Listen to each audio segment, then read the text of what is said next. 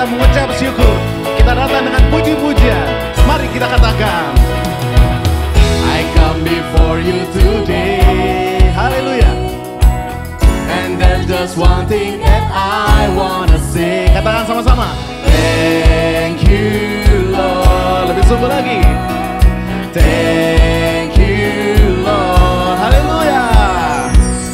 For all you've given to me. Amin. For all the blessings that I cannot see. Come on. Thank you Lord. Say thank you Lord. Thank you Lord. With a grateful heart. With a grateful heart. With a song of praise. With an outstretched arm, I will bless you. Come on. Thank you Lord. Yes. I just wanna thank you Lord. Hallelujah. Thank you Lord. Katakan, I just wanna thank you Lord. Thank you Lord. Haleluya. Berkat Tuhan sangat berlimpah buat hidup kita. Amin. Amin. Katakan, for you've given my life. Say, you took my darkness and gave me your light. Thank you Lord. Sekali lagi, thank you Lord. Thank you Lord. You took my sin. You took my sin and my shame. Amen. You took my sickness and healed all my pain. Thank you Lord. Come on. Thank you. Mari bangkit dari tempat dudukmu dan katakan, with a grateful heart, with a song of praise, with an outstretched arm, I will bless your name. Come on. Thank you Lord. I just wanna thank you Lord. Amen. Thank you Lord. I just wanna thank. Sekali lagi, thank you Lord. Thank you Lord. I just wanna thank you Lord. Hallelujah. Thank you Lord. I just wanna thank you Lord. Mari angkat tanganmu saudara. Haleluya. Terima kasih Tuhan Yesus. Engkau baik dalam kehidupan kami. Thank you Jesus. Haleluya.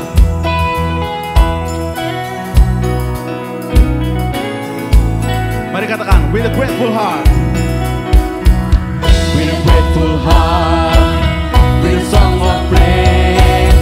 With an outstretched arm, I will bless your name.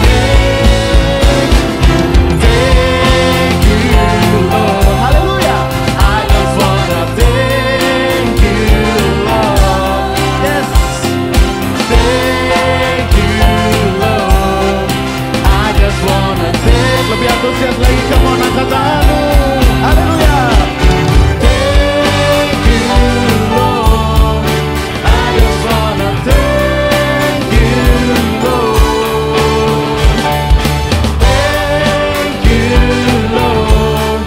I just wanna thank you. Katakan Bapak Ibu Saudara, thank you Lord. Berikan tepuk tangan yang paling meriah buat Tuhan kita. Haleluya. Haleluya. Haleluya. Shalom Bapak Ibu Saudara yang dikasihi Tuhan. Jangan duduk dulu, kita akan bersuka cita bersama Tuhan hari ini. Haleluya. Dan di minggu yang pertama di bulan Februari ini, kita akan belajar sama-sama hidup untuk Injil. Haleluya. Karena kita percaya hidup kita adalah suatu berkat dari Tuhan, dan kita harus memberkati orang lain juga lewat penginjilan. Ya, amin. Amin. Mari sama-sama kita berikan tepuk tangan yang paling meriah buat Tuhan kita. Haleluya. Sebab hidup kita bersinar untuk dunia ini. Amin. Come on.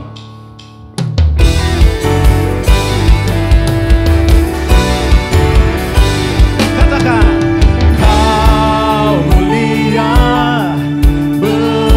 bercahaya, Rohmu di dalamku. Dahsyat, dahsyat dan perkasa, ku bersinar bagai bintang-bintang, memuliakan namamu Tuhan. Amin. Yes. Karya salibmu, karya salibmu membukakan anugerah yang tiada terbatas. Yes. Surga bumi menyaksikan kedaulatanmu Tuhan. Katakan luar biasa, luar biasa. Semesta, semesta memuja. Amin. Katakan hatiku Tuhan, hatiku menyembah. Yes. Mari semua. Kau mulia, bercahaya, rohmu di dalamku, dahsyat dan perkasa, ku bersinar bagai bintang-bintang, memuliakan namamu Tuhan. Haleluya. Katakan saudara, karya salibmu membukakan, yes, anugerah yang tiada terbatas. Haleluya. Surga bumi menyaksikan kedaulatanmu Tuhan. Luar biasa, luar biasa. Kau mulia, come on. Kau mulia, bercahaya, rohmu di dalam. Haleluya. Dahsyat dan perkasa, ku bersinar bagai bintang-bintang, memuliakan namamu Tuhan. Yang percaya, berikan tepuk tangan buat Tuhan. Kita bertepuk tangan bersama-sama saat ini. Haleluya.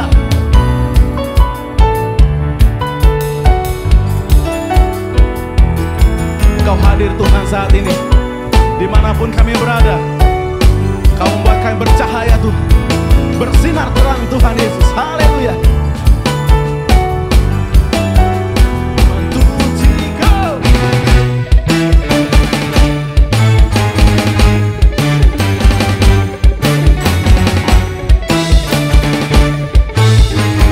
Katakan semesta, semesta memuja. Haleluya. Namamu Tuhan, hati kami, hatiku menyembah. Mari angkat tanganmu, katakan mulia, bercahaya, rohmu di dalamku, dahsyat dan perkasa, ku bersinar bagai bintang-bintang, memuliakan. Kau mulia, Kau mulia, amin. Bercahaya, rohmu di dalamku, dahsyat dan perkasa, ku bersinar bagai bintang-bintang, memuliakan namamu Tuhan. Yes. Setiap kita yang bersinar bagi Tuhan, tepuk tangan bagi Dia. Haleluya. Terima kasih Tuhan Yesus. Terima kasih Bapa. Haleluya Tuhan Yesus. Silakan duduk saudara yang dikasihi Tuhan. Terima kasih Bapa. Kita datang ke hadirat Tuhan saat ini lebih sungguh lagi. Kerinduan kami cuma satu Tuhan, menjadi serupa dengan Engkau Tuhan Yesus. Terima kasih Bapa. Haleluya. Haleluya.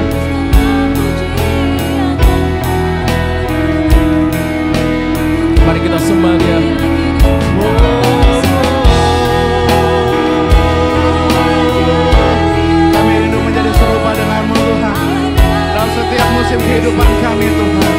Haleluya Tuhan Yesus. Dalam setiap musim, dalam setiap proses, tak pernah ku jalan sendiri. Dalam pergumulan, dalam kemenangan, Engkau Yesus yang beserta. Mari angkat tanganmu, katakan, Kau Tuhanku yang turut bekerja di dalam segala perkara hidupku. Kau datangkan semua kebaikan, Kau jadikan serupa denganmu. Ini hidup kami Tuhan.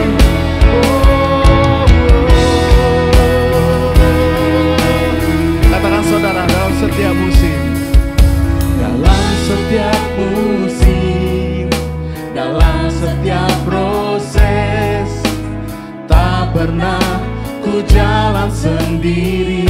Terima kasih Tuhan. Dalam pergumulan, dalam kemenangan, Engkau Yesus yang besertaku. Oh, Kau Tuhanku yang turut bekerja di dalam segala perkara hidupku. Kau datangkan semua kebaikan, Kau jadikan serupa. Sekali lagi, Kau Tuhan kami, Kau Tuhanku yang turut bekerja di dalam segala perkara hidupku. Kau datangkan semua kebaikan, Kau jadikan serupa denganmu. Oh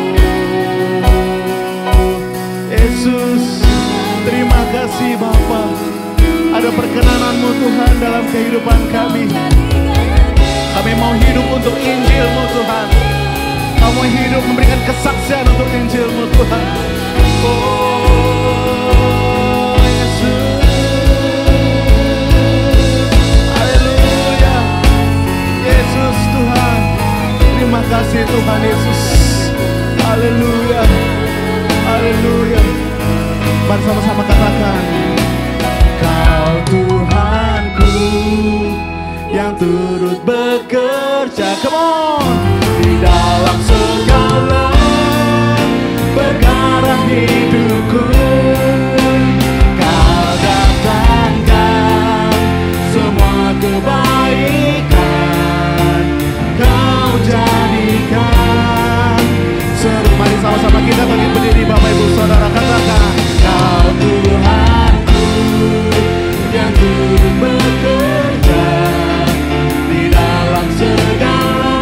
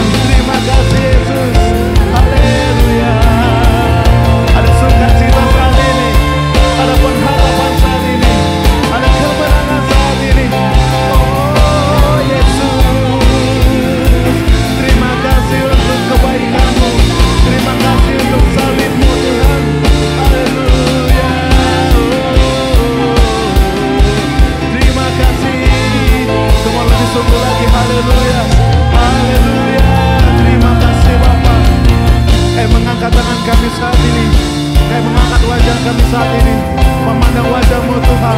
Haleluya, haleluya, haleluya. Terima kasih Tuhan Yesus. Di dalam Engkau kami kuat, di dalam Engkau kami bisa Tuhan, di dalam Engkau kami menang Tuhan Yesus. Terima kasih Tuhan Yesus. Katakan, dalam Kristus percaya ada kemuliaan di balik salibnya. Amin. Dan aku nyatakan kemenangan dari-Mu, kekuatanku, pengharapanku dalam Kristus. Mari angkat tanganmu saudara, lebih antusias. Dalam Kristus ku percaya ada kemuliaan di balik salibnya. Amin. Karena ku nyatakan kemenangan dari-Mu, kekuatanku,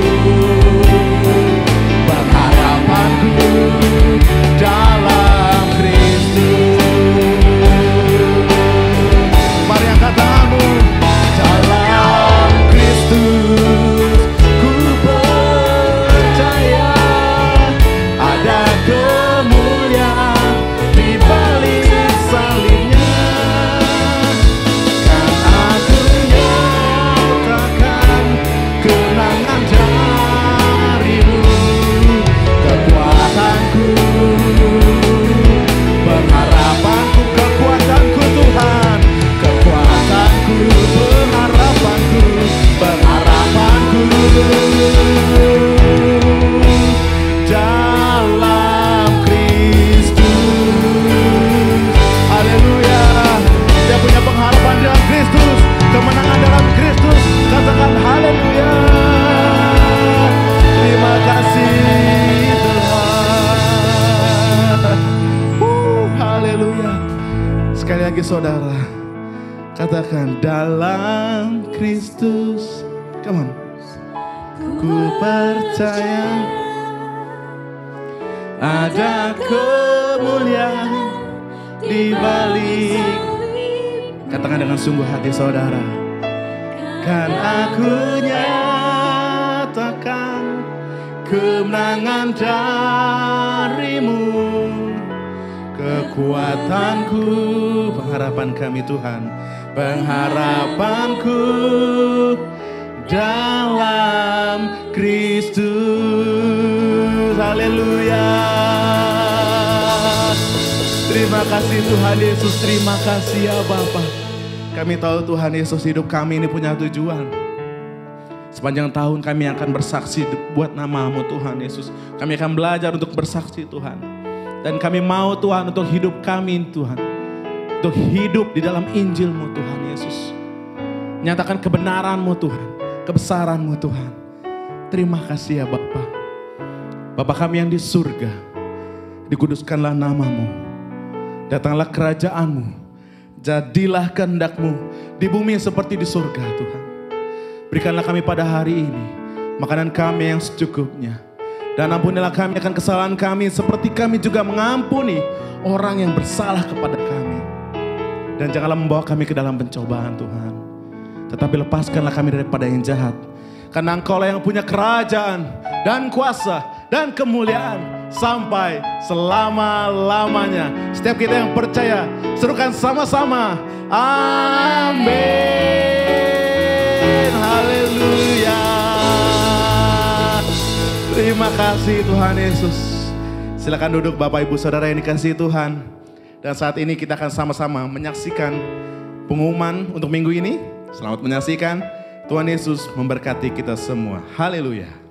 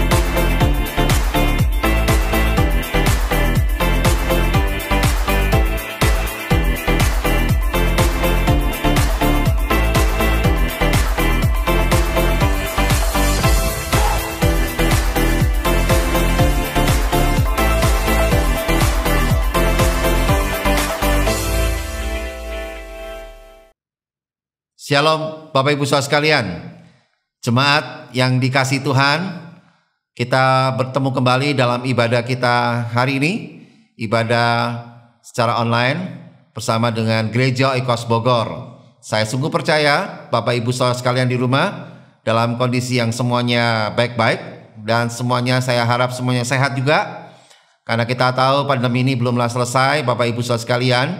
Tapi saya sungguh percaya perlindungan Tuhan sungguh nyata bagi kita semua. Amin. Haleluya. Nah, Bapak Ibu Saudara sekalian, hari ini saya mau sampaikan tema khotbah untuk kita semua. Yang saya beri judul tema khotbah saya hari ini adalah Hidup untuk Injil.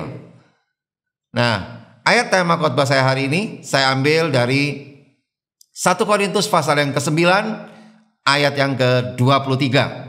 Saya akan bacakan buat Bapak Ibu Saudara sekalian semua. Segala sesuatu ini aku lakukan karena Injil, supaya aku mendapat bagian dalamnya.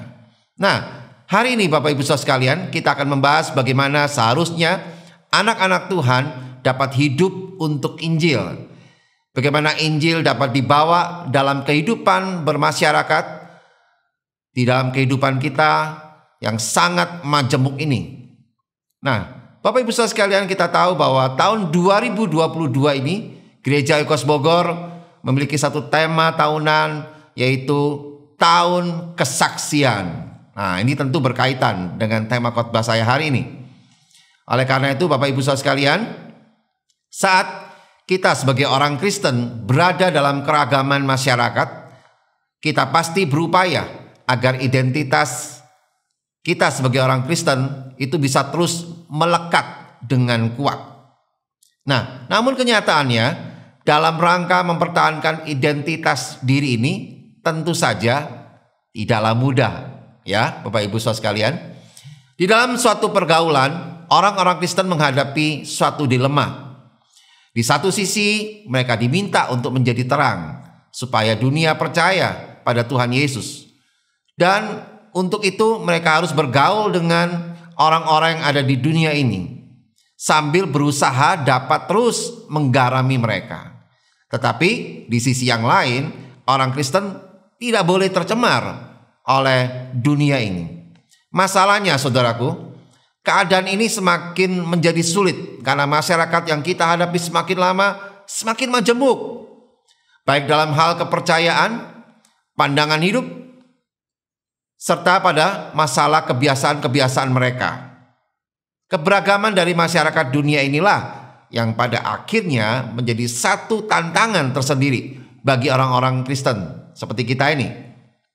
Nah, dalam kondisi yang demikian, orang-orang Kristen sebenarnya sedang diperhadapkan dengan semakin banyaknya perangkap yang dapat mengikis kebenaran iman kekristenan kita. Hingga yang terjadi pada umumnya saudaraku, orang Kristen lebih memilih apa? Berdiam diri daripada harus berurusan dengan masalah benturan iman ini. Orang Kristen menjadi anti atau sulit sekali berbaur dengan orang-orang yang berbeda dari dirinya.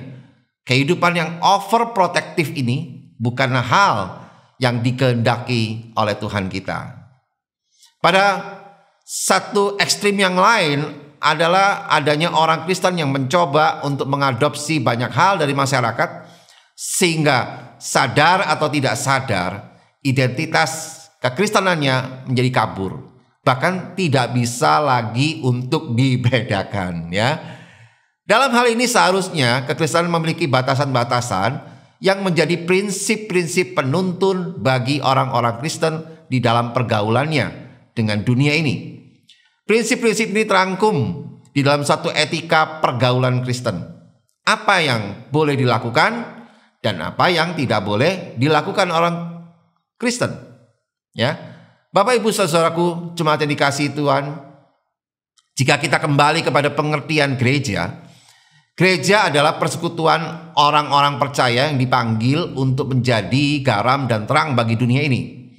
Dan implikasi dari panggilan yang khusus ini menjadikan gereja Tuhan harus menjauhkan diri dari sikap esenis, ya, atau sikap yang menganggap diri paling benar dan suci dan menganggap yang lain lebih rendah dari dirinya. Sebaliknya saudara-saudaraku, gereja harusnya apa? Gereja harusnya dapat mulai membangun relasi atau hubungan dengan dunia ini. Ya, namun yang jadi pertanyaan bagi kita adalah relasi yang seperti apakah yang harus dibangun oleh gereja Tuhan masa kini? Lalu dan bagaimana relasi ini dapat dibangun dengan baik tanpa meninggalkan prinsip-prinsip Alkitab? Nah, Bapak Ibu Saudara sekalian, jemaat yang dikasihi Tuhan, dalam 1 Korintus pasal 9, kalau kita baca dari ayat 19 sampai ayat 23 tadi, ada suatu pengajaran yang penting yang menjelaskan prinsip-prinsip di dalam pergaulan orang percaya di tengah-tengah dunia ini.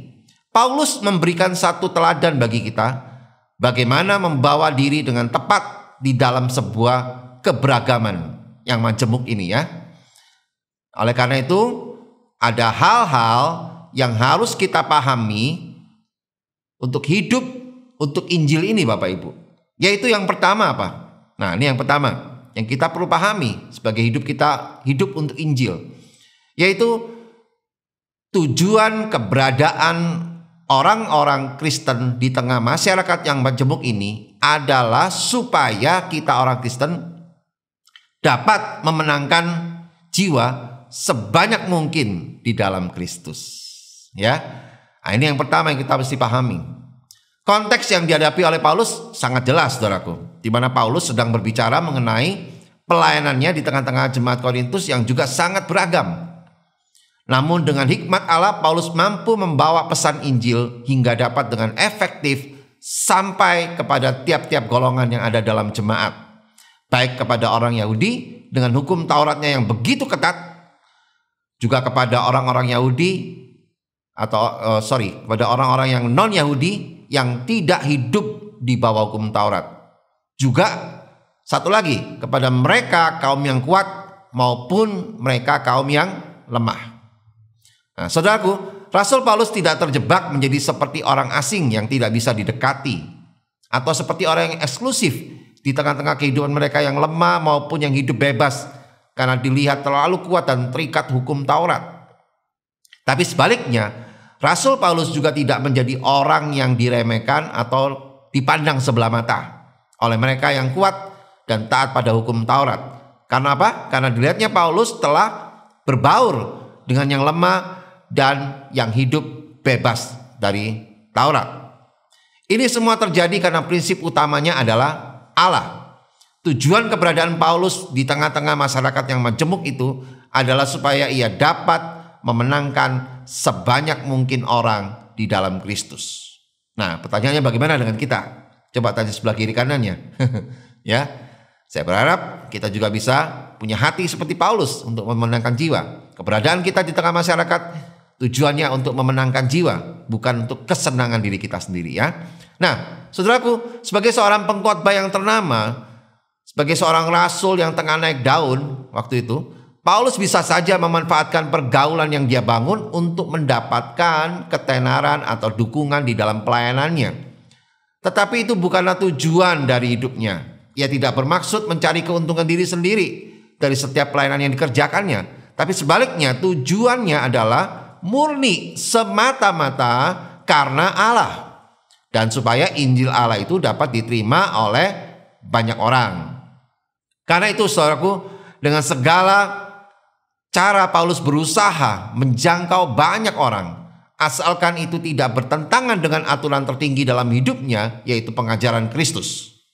Dengan demikian, sama seperti Tuhan Yesus, Rasul Paulus ingin mengingatkan kepada kita bahwa Injil seharusnya berlaku untuk siapa saja, dengan latar belakang dan kondisi yang bagaimanapun juga. Injil seharusnya mampu menjawab setiap kebutuhan orang. Amin. Yang percaya berikan tepuk tangan bagi Tuhan kita. Haleluya. Puji Tuhan. Nah, yang kedua Bapak Ibu, apa yang kita mesti pahami hidup untuk Injil itu? Yang kedua adalah bagaimana kita dapat mengetahui batasan-batasan di dalam sebuah pergaulan di dalam masyarakat yang majemuk ini. Penyesuaian yang dilakukan oleh Rasul Paulus ini bukanlah penyesuaian yang asal-asalan atas segala hal.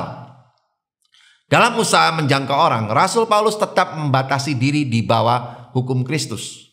Dengan kata lain, sejauh penyesuaian ini tidak melanggar firman Tuhan, maka Paulus akan melakukannya. Kalau kita lihat dan kita baca Bapak Ibu Saudara sekalian, di ayat yang ke-19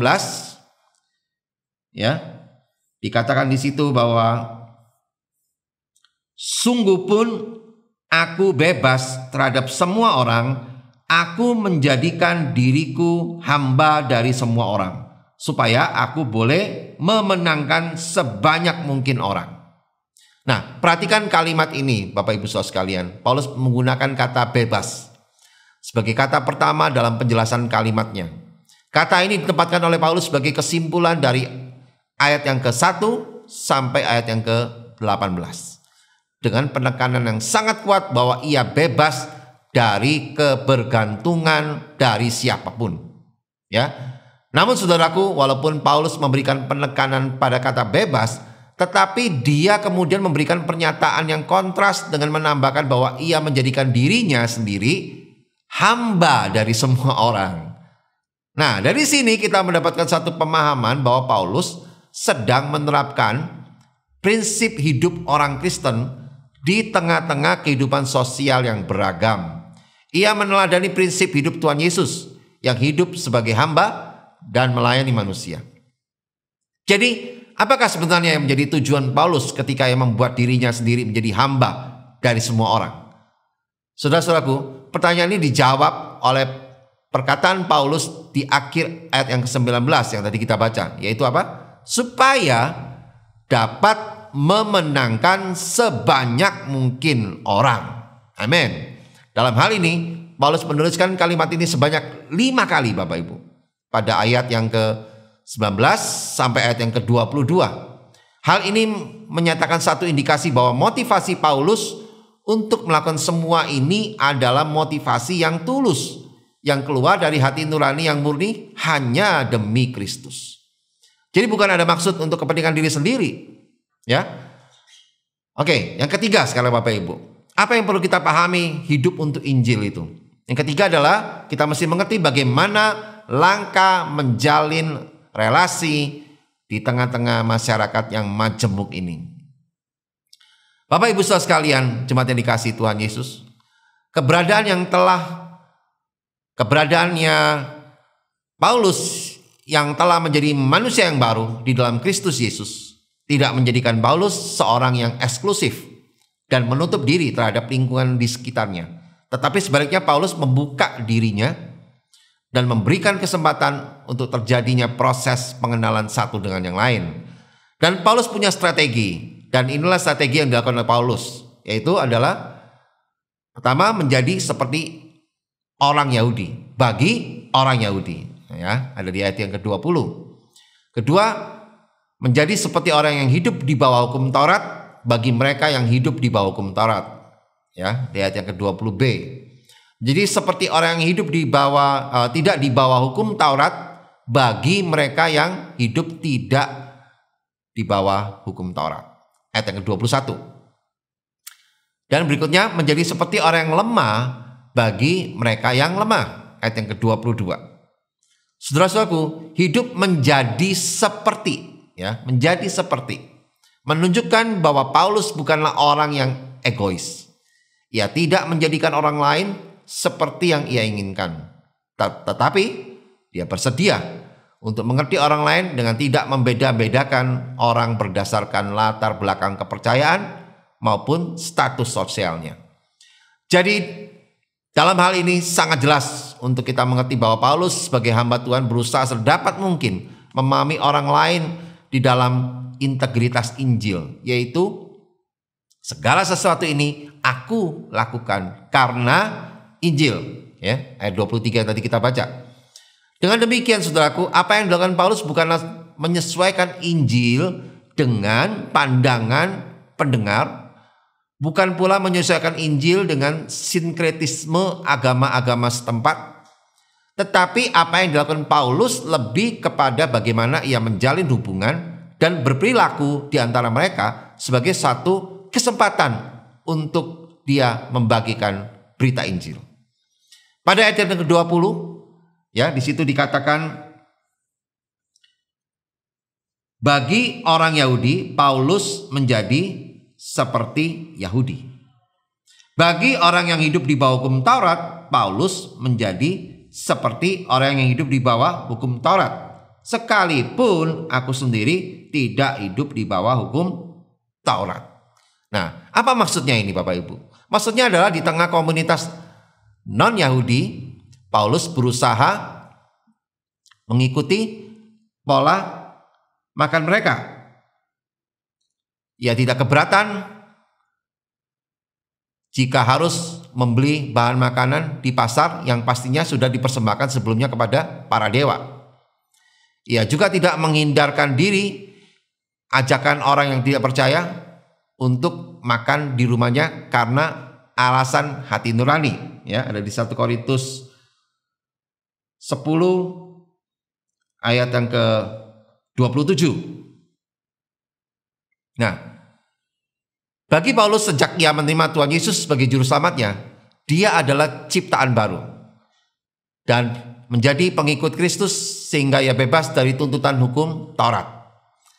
Saudaraku, tindakan ini membutuhkan keberanian yang besar dan pemahaman teologis yang kuat bagi orang Yahudi. Makan bersama orang non-Yahudi merupakan sesuatu yang sangat sensitif, bahkan bisa menimbulkan ketidaknyamanan sehingga mustahil untuk dapat dilakukan. Ya, kalau kita bisa baca di Kisah Para Rasul pasal yang ke-10 ayat yang ke-11 sampai 15 dan 28, dan juga ada di Galatia pasal yang kedua ayat yang ke-11 sampai yang ke-14. Nah, selanjutnya di ayat yang 21 Paulus menjelaskan juga, bagi orang-orang yang tidak hidup di bawah hukum Taurat, aku menjadi seperti orang yang tidak hidup di bawah hukum Taurat, sekalipun aku tidak hidup di luar hukum Allah, karena aku hidup di bawah hukum Kristus. Nah, saudaraku, demi Injil, Paulus berani hidup tanpa hukum. Tetapi ia bukanlah pelanggar hukum. Hal ini mengajarkan sesuatu yang sangat penting, bahwa kebebasan kekristenan di dalam Kristus bukan berarti kebebasan mutlak tanpa aturan sama sekali. Kita yang hidup di dalam Kristus, kita memang tidak hidup di bawah hukum Taurat lagi. Tetapi bukan berarti bahwa kita bisa hidup secara sembarangan, ya. Bapak Ibu bisa lihat di Roma pasal yang ke-6 ayat yang ke-14 sampai yang ke-15. Jadi pada prinsipnya orang percaya tidak mungkin hidup tanpa hukum. Justru di dalam Kristus kita hidup di bawah hukum Allah. 1 Korintus pasal yang ke-7 ayat yang ke-19. Nah, apa yang dilakukan oleh Paulus bukanlah suatu kemunafikan, tetapi Paulus memikirkan dua tujuan di sini, yaitu ia berusaha menghindari kesalahpahaman atau fitnahan orang lain yang sering menuduh dia meniadakan tuntutan hukum. Ya, apalagi hanya untuk menyenangkan hati banyak orang. Nah, tujuan yang lain, ia juga ingin menegur sebagian jemaat Korintus yang menganggap keselamatan di dalam Kristus sebagai alasan untuk hidup sembarangan. Ya, itu bisa dilihat di 1 Korintus pasal yang ke-5 ayat 1 sampai 3 dan juga 1 Korintus pasal yang ke-6 ayat yang ke-13. Sehingga karena kesembarangan mereka menggunakan kebebasan Kristen itu, Bapak Ibu, menjadikan mereka malah jadi batu sandungan bagi orang lain. Ya, 1 Korintus 8 ayat yang ke-9. Kehidupan yang fleksibel dalam hal makanan, pakaian, dan lain-lain yang bukan menyangkut hal yang prinsipil, ia dapat memenangkan siapa saja bagi Kristus. Itu yang membuat dia mampu untuk bisa memenangkan banyak orang. Nah, Bapak Ibu saudara sekalian jemaat yang dikasihi Tuhan, bagi orang-orang yang belum dewasa rohaninya, mungkin gaya hidup Paulus kelihatannya tidak konsekuen. Tetapi kenyataannya justru ia sangat konsekuen, Bapak Ibu. Karena tujuan yang mendorongnya ialah untuk memenangkan orang-orang bagi Yesus Kristus. Amin. Yang setuju beri tepuk tangan bagi Tuhan kita. Haleluya. Puji Tuhan. Nah, hal yang terakhir yang Paulus sampaikan di ayat yang ke-22, dikatakan di situ, bagi orang-orang yang lemah, aku menjadi seperti orang yang lemah. Sekilas kita mungkin berpikir bahwa Paulus sedang membicarakan tentang orang yang lemah secara hati nurani. Tetapi orang-orang yang lemah di sini adalah, yang dimaksud adalah orang-orang yang belum percaya, yang memiliki status sosial yang rendah, orang-orang yang belum diselamatkan, Bapak Ibu Saudara sekalian. Frase ini didukung dengan pernyataan Paulus yang kemudian mengucapkan apa? Selanjutnya di situ dikatakan, supaya aku dapat menyelamatkan mereka yang lemah. Nah, ini dia. Nah, jadi saudara-saudaraku, pekerjaan Paulus yang kasar sebagai pembuat tenda ikut menegaskan kelemahannya. Ya, kita bisa baca itu di 1 Korintus pasal yang keempat, ayat yang ke-10 sampai yang ke-13. Namun dari semuanya itu, Bapak Ibu Saudara sekalian, ia lakukan supaya ia dapat memenangkan orang lain yang lemah. Demikian pula dengan jawaban Tuhan kepadanya. Kalau kita baca di dalam 2 Korintus pasal yang ke-12 ayat yang ke-19 dikatakan apa? Cukuplah kasih karuniaku bagimu, sebab justru dalam kelemahanlah kuasaku, yaitu kuasa Tuhan, menjadi sempurna. Amin, haleluya. Nah, dari sini Paulus disadarkan bahwa keberhasilannya dalam menjangkau banyak orang bukanlah terletak pada kepandaiannya, bukan pula karena jerih lelahnya yang telah dicurahkan, tetapi semata-mata karena kasih karunia Tuhan baginya. Inilah yang membuat dia bersukacita. Nah, jemaat Korintus sendiri dulu adalah orang-orang yang lemah menurut ukuran dunia. Bapak Ibu bisa baca dalam 1 Korintus pasal yang pertama ayat yang ke-26 sampai 28. Namun setelah bersentuhan dengan hikmat duniawi, mereka malah merasa dirinya lebih kuat dan hebat. Ya, 1 Korintus pasal yang ke-1 ayat 18 dan 1 Korintus pasal 1 ayat 22 sampai 23. Kesombongan inilah yang menjadi salah satu masalah utama dalam jemaat, sehingga Paulus berulang-ulang kali perlu mengajarkan kepada mereka bahwa kekuatan sejati adalah kelemahan di dalam Kristus. 2 Korintus 11 ayat yang ke-30. Jika kita lemah, maka kita kuat. 2 Korintus 12 ayat 10a. Sebaliknya orang yang merasa teguh berdiri, maka ia akan jatuh. 1 Korintus 10 ayat yang ke-13. Ini sebuah paradok yang sangat mengejutkan, bukan? Haleluya. Dengan demikian, apa yang diajarkan dan dilakukan Paulus di sini bersumber dari ajaran Tuhan Yesus. Ya, 1 Korintus 11 ayat yang pertama. Kristus mau mengasihi orang yang lemah. Roma 5 ayat yang ke-6. Ia mau menjadi miskin untuk memperkaya orang lain. 2 Korintus 8 ayat yang ke-9. Ia disalibkan dalam kelemahan, tetapi dihidupkan dalam kuasa Allah. 2 Korintus 13 ayat yang keempat. Haleluya. Begitu pula dengan Paulus. Ia belajar menjadi lemah menurut ukuran dunia demi Injil yang ia beritakan. Sukacita Paulus adalah ketika kelemahannya justru dipakai Tuhan untuk menguatkan orang lain. 2 Korintus 13 ayat 9 katakan apa Bapak Ibu? Saya akan bacakan buat Bapak Ibu saudara sekalian. Sebab kami bersukacita apabila kami lemah dan kamu kuat. Amin, haleluya. Oleh karena itu, bagaimana dengan aplikasi yang kita mau terapkan dari firman Tuhan hari ini?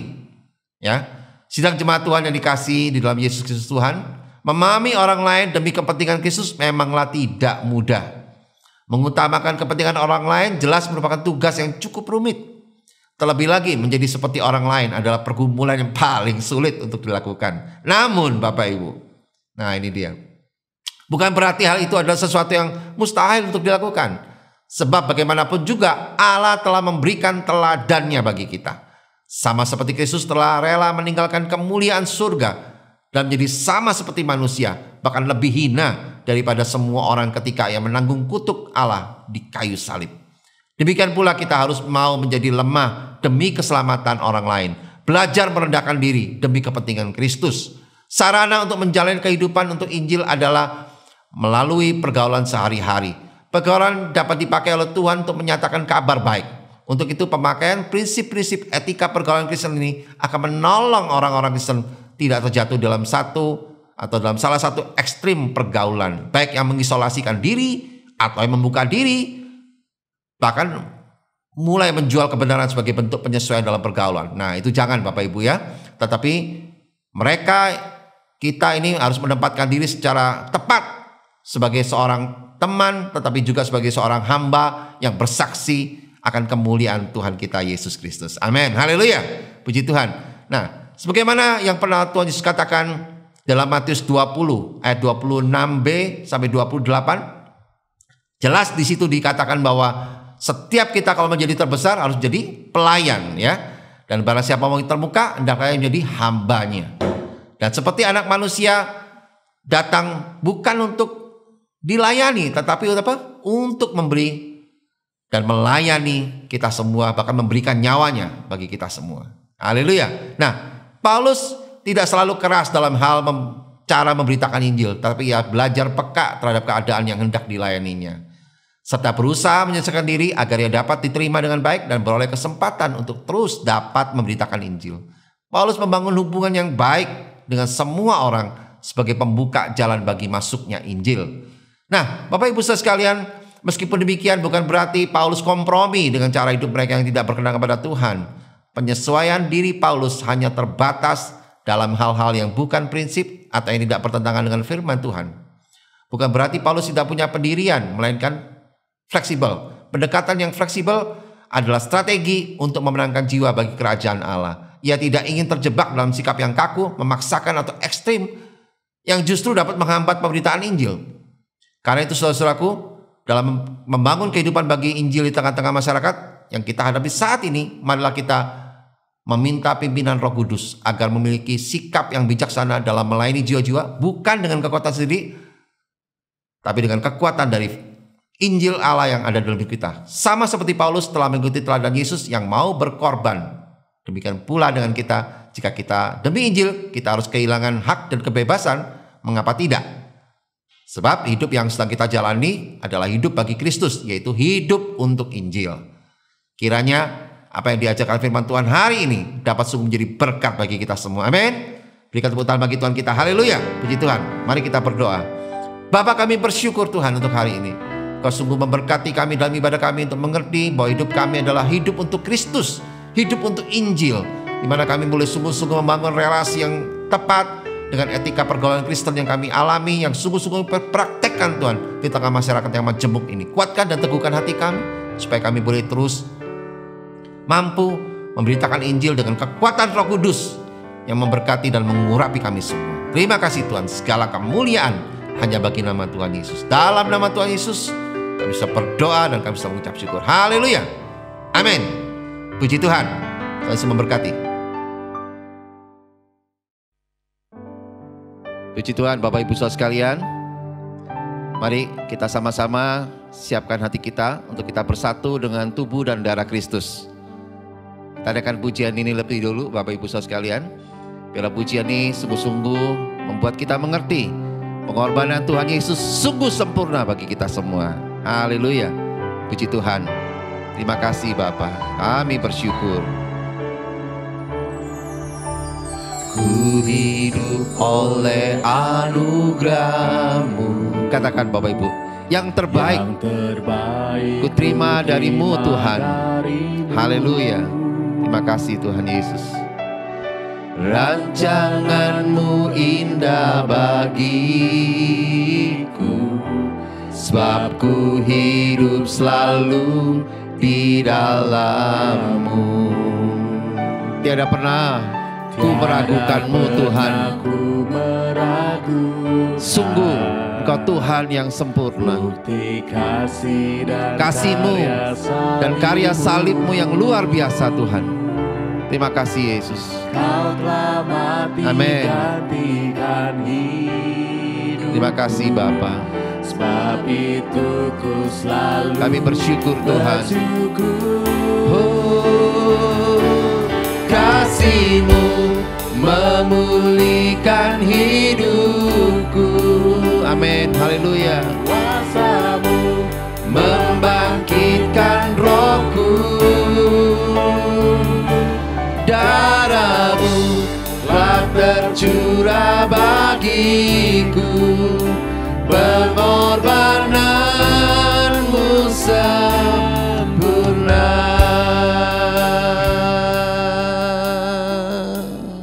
Mari sambil kita pejamkan mata kita renungkan karya salib Tuhan yang sungguh luar biasa bagi kita. Bapak Ibu saudara sekalian, Bapak Ibu bisa persiapkan hosti atau roti atau biskuit di rumah, dan juga bisa dengan anggur maupun juga dengan sirup merah atau air teh.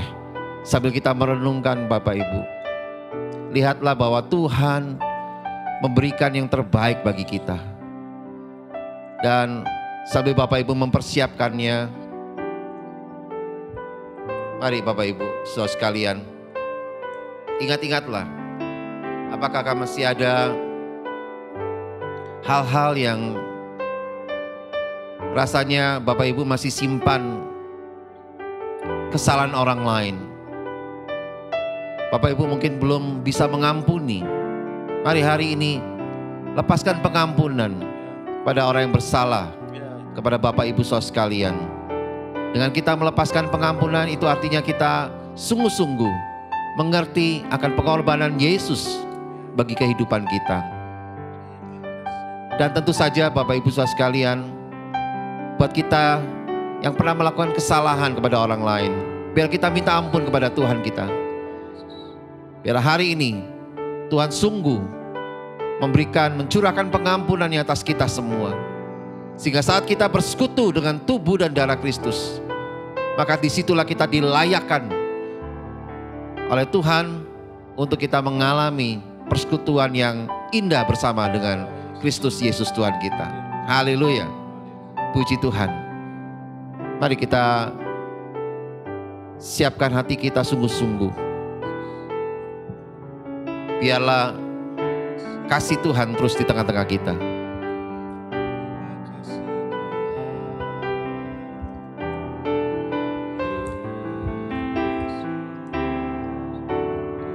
Terima kasih Tuhan. Mari Bapak Ibu saudara sekalian, kalau kita siap semuanya, Bapak Ibu saudaraku cuma dikasih Tuhan yang di rumah, Bapak Ibu saudaraku bisa angkat hosti di tangan kanan kita tinggi-tinggi, ya. Terima kasih Tuhan.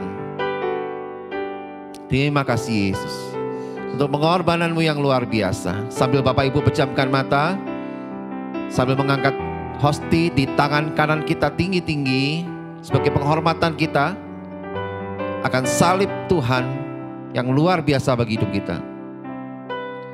Mari renungkan kebaikan Tuhan yang luar biasa, pengampunannya yang tiada taranya. Tuhan berikan buat kita. Biar setiap kita juga harus mengampuni orang-orang yang bersalah kepada kita. Dan juga kita minta ampun kepada Tuhan kalau kita melakukan kesalahan kepada orang-orang lain. Terima kasih Tuhan. Kami sungguh percaya Tuhan, pengorbanan-Mu sempurna bagi kami Tuhan. Tidak ada cacat sedikit pun Tuhan. Oleh karena itu biarlah kami dilayakkan Tuhan dalam hadirat-Mu hari ini Tuhan. Dalam persekutuan kami, dalam perjamuan-Mu ini Tuhan. Kami bersyukur untuk karya-Mu yang luar biasa, di mana Engkau telah mencurahkan Tuhan, memberikan tubuh-Mu Tuhan untuk dipaku di kayu salib, menjadi peringatan bagi kami, untuk kami selalu mengingat akan kebaikan-Mu, pengampunan-Mu, dan karya salib-Mu yang luar biasa bagi kami Tuhan. Terima kasih Bapak. Bapak Ibu saudara sekalian, bukankah hosti atau roti yang kita angkat tinggi-tinggi ini adalah persekutuan kita dengan tubuh Kristus? Yang percaya katakan amin. Haleluya. Mari kita makan di dalam nama Tuhan Yesus Kristus.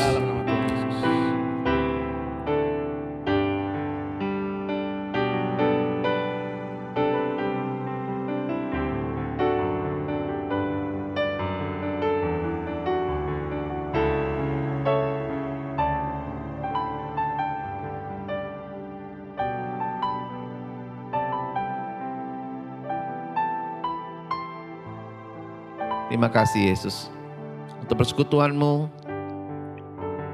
yang sungguh indah bersama kami semua Tuhan. Mari Bapak Ibu saudara sekalian, kita angkat cawan anggur di tangan kanan kita tinggi-tinggi sebagai penghormatan kita kepada karya salib Kristus yang telah menyelamatkan kita. Bapak Ibu saudara sekalian, jemaat yang dikasihi Tuhan, ingatlah akan segala yang Tuhan sudah curahkan bagi kita. Dia curahkan darahnya untuk menebus dan membayar lunas semua hutang-hutang dosa kita. Dia bayar tuntas di kayu salib sampai titik darah penghabisan. Dia lakukan semuanya ini karena kasih-Nya yang besar atas setiap kita. Umat yang dikasihinya, umat ciptaannya sendiri. Kami bersyukur Tuhan untuk semuanya ini. Terima kasih Tuhan Yesus. Bapak Ibu Saudara sekalian, bukankah cawan anggur yang di atasnya kita ucapkan syukur ini ada persekutuan kita dengan darah Kristus? Amin. Katakan amin, haleluya. Mari kita minum di dalam nama Tuhan Yesus Kristus.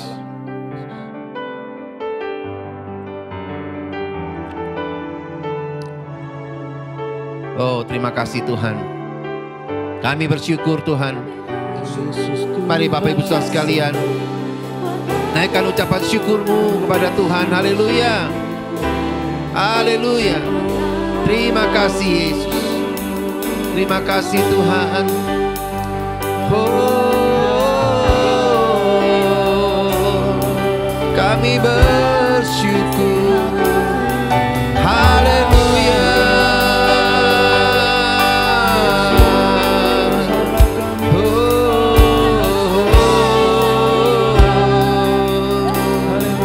Katakan kasih-Mu, kasih-Mu memulihkan hidupku. Katakan dengan iman. Yes, amin. Oh, haleluya. Terima kasih Yesus. Telah tercurah bagiku pengorbananmu sempurna. Sekali lagi katakan kasih-Mu. Oh, kasih-Mu memulihkan hidupku. Kuasa-Mu membangkitkan rohku. Amin, haleluya. Yes, Jesus. Oh, terima kasih Tuhan. Sempurna pengorbananmu, sempurna pengorbananmu, sempurna.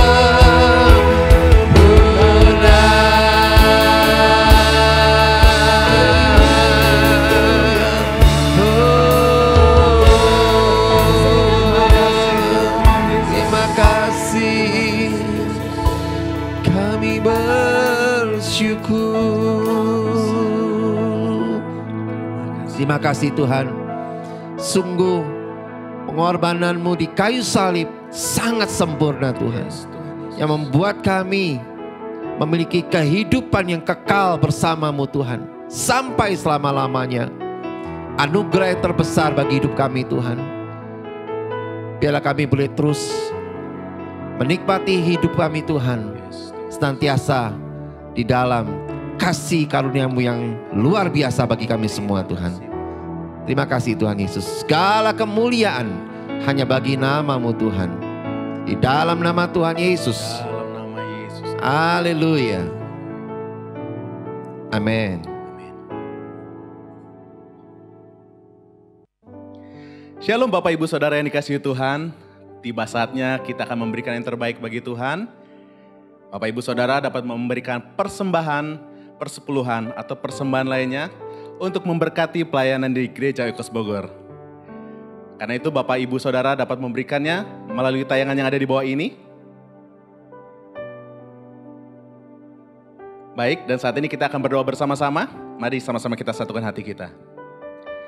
Kami bersyukur Tuhan untuk segala berkat rahmat-Mu Tuhan Yesus, yang berlimpah dalam kehidupan kami Tuhan Yesus. Kau telah memberikan yang terbaik untuk kehidupan kami Tuhan.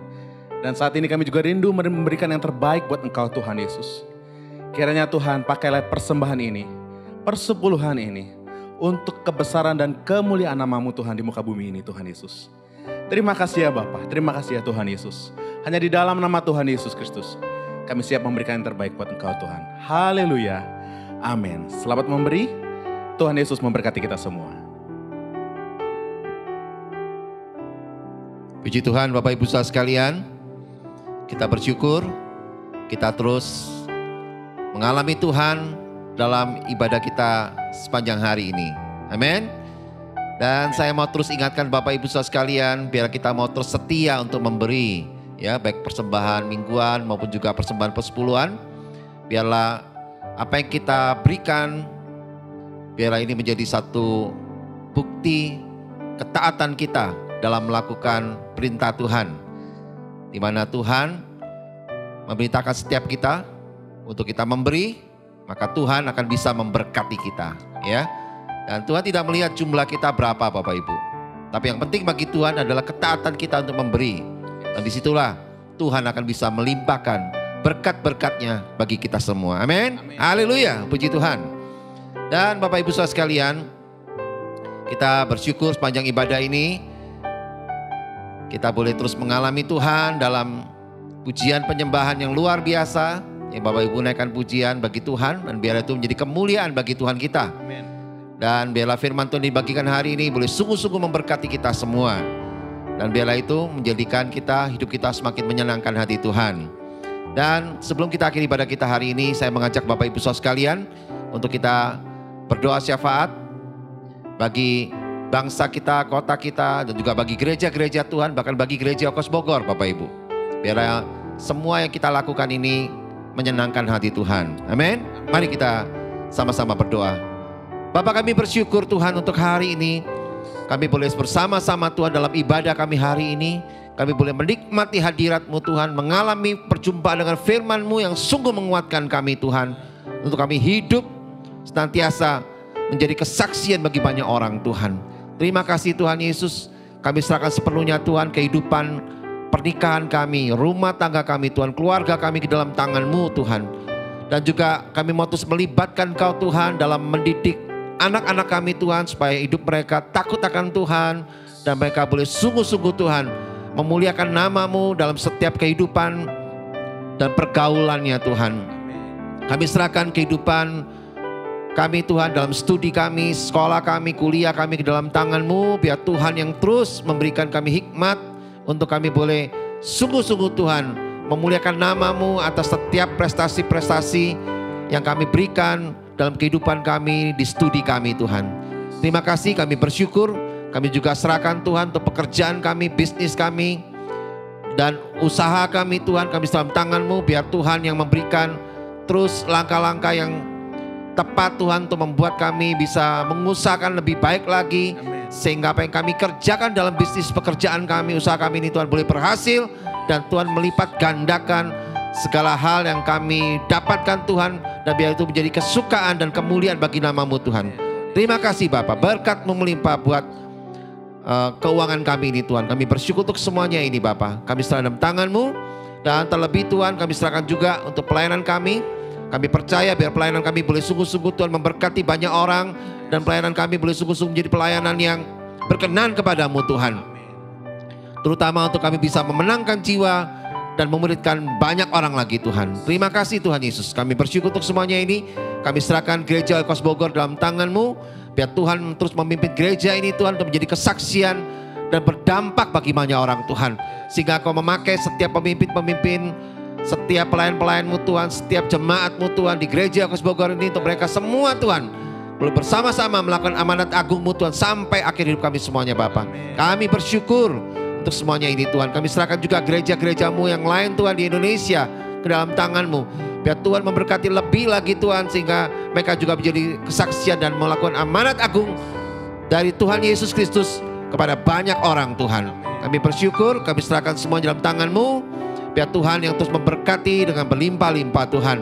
Kami serahkan Tuhan untuk kota yang kami diami dalam tangan-Mu. Biar Tuhan yang terus memberikan pemerintahan yang kuat, yang bersih, yang sungguh-sungguh Tuhan membangun kota kami menjadi lebih baik lagi, sehingga kami boleh berdiam di rumah kami, di kota kami Tuhan, dengan damai sejahtera dan sukacita yang daripada-Mu Tuhan. Terima kasih Bapa.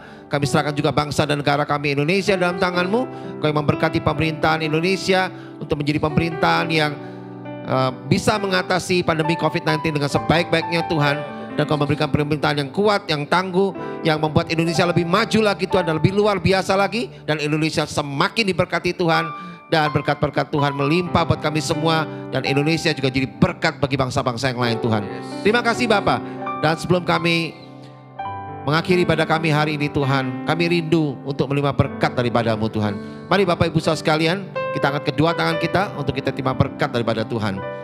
Terimalah berkat dari Bapa yang penuh kasih sayang, yang telah memberikan damai sejahteranya dan sukacita yang luar biasa bagi kita semua.